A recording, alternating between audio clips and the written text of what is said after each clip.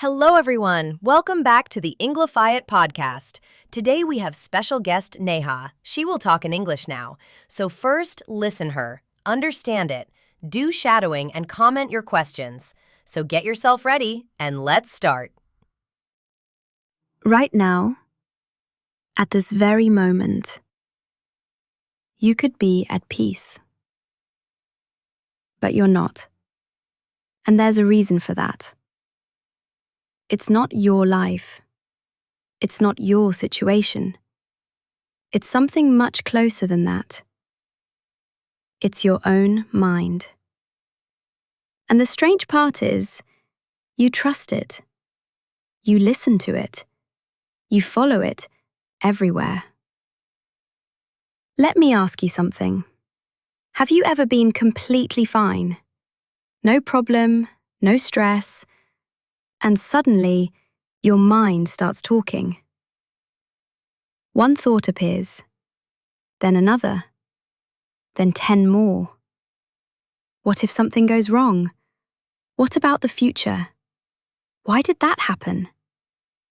And before you even realize it, you feel heavy, restless, anxious.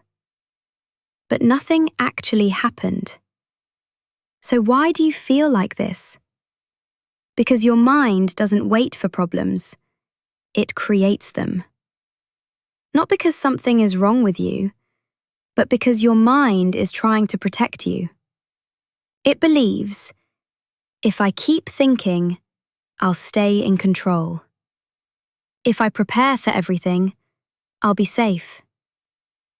But instead, it traps you in constant noise, constant tension. That feeling in your head that you can't explain. That's not peace. That's survival mode. And here's what most people get wrong. They try to stop their thoughts. They try to control their mind. They fight it. But that only makes it louder. Because the problem isn't that you have thoughts. The problem is, you believe every single one of them. Not every thought you have is true. So next time your mind starts racing, don't react. Don't argue. Don't try to fix it. Just watch it. Like you're watching someone else speak. Like you're sitting in the background, observing. And something strange happens. When you stop feeding your thoughts, they begin to slow down.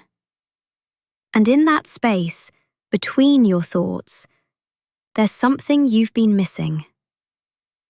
Silence. Calm. Peace. Peace was never something you had to create.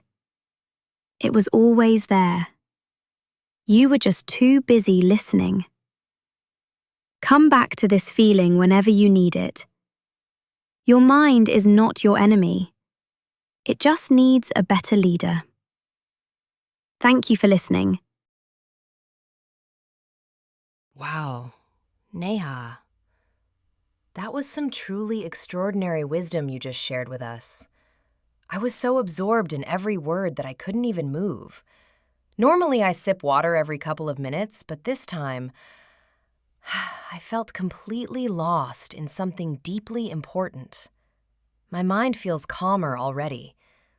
Anyway, I know this part of the podcast segment is going to be vocabulary breakdown.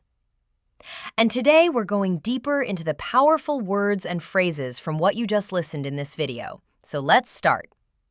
So our first phrase is survival mode.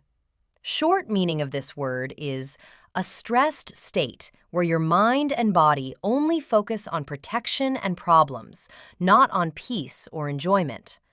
Context which Neha used was, when your thoughts keep racing, you get stuck in survival mode instead of feeling calm. As an example, after months of heavy workload and poor sleep, he was living in survival mode, just eating fast food and scrolling on his phone to relax.